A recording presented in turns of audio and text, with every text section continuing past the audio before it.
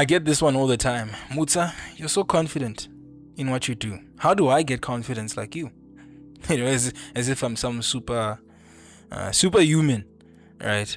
First of all, I don't like that people think that confidence is something that other people have and something that other people don't have. That's bogus. It's not true. Everyone has confidence within them, believe it or not.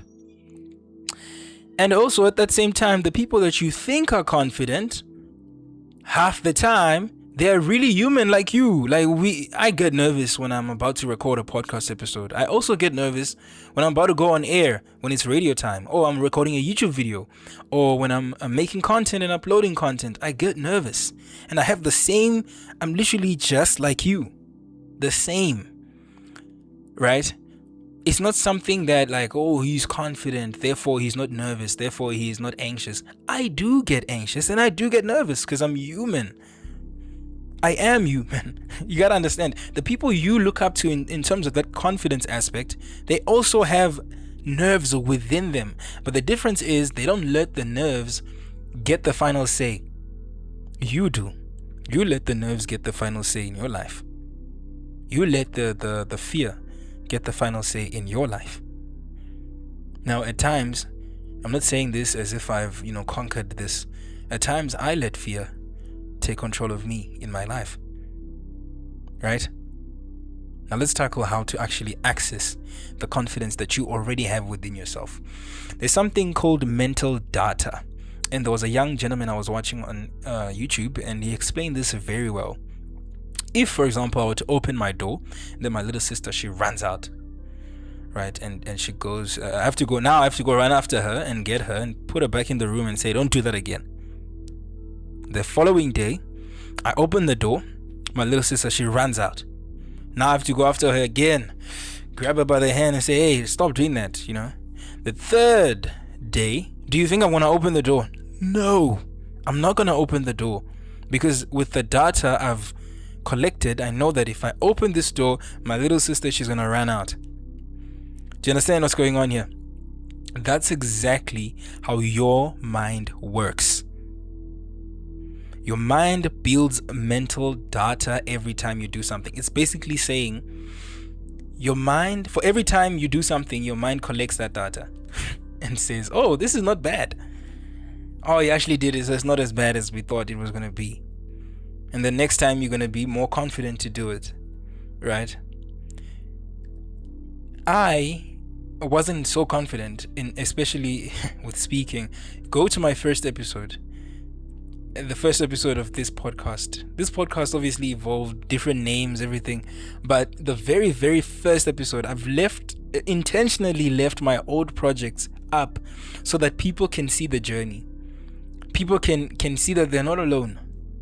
I'm also learning. I'm also still learning in that matter. But you can go and listen to my very first episode versus this one. Yeah. Compared to this episode, and listen to me, and you'll see that I wasn't as confident or wasn't as free. But I had to do it multiple times to understand, for my brain to understand that, oh wait, podcasting is not that hard. Podcasting is not that scary. It's not that difficult, right? And there are fears involved with confidence. There are fears, and I feel this is what I firmly believe. And I believe that people are not afraid of trying. I think that you want to try, and I think that I want to try too. But I think that you are afraid of being seen trying. Now that's the embarrassing part, according to our brains, according to our mind. If I'm seen with 4 likes on my post, if I'm seen with 2 likes on my post, then that means it's embarrassing. Then people can laugh at me and say, he's trying to do content, or he's trying to be this, he's trying to. Do you see what your mind does to yourself? I mean, to you, yeah, to yourself. Do you see what your mind does to you? It's your mind is designed to keep you safe, literally. As it will keep you safe, and it will avoid something that is uncomfortable for you. That's how your mind is designed. Your mind is literally designed to make you feel comfortable. That's what it is. And if you're listening to this, that means that comfort hasn't really been your thing, hey? Because if your mind has kept you comfortable and has kept you in the same position that you're in right now, then why are you listening to Mutafuleni speak about how to get more confidence? That means that you want to change your life, and that's good. 1, 2, that also means that you want to challenge your mind, which is even better, right? I love to do this because social anxiety, let's start there. Social anxiety, I get that topic almost all the time. There was a listener who actually requested that I talk about it.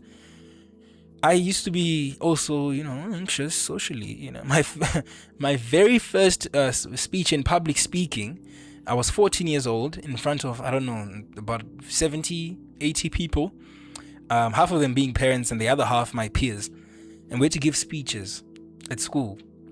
I remember I'd practiced that speech so many times, enough times that I didn't even need to look at my notes. I could just say it because it was second nature. I went on that stage, I was shaking.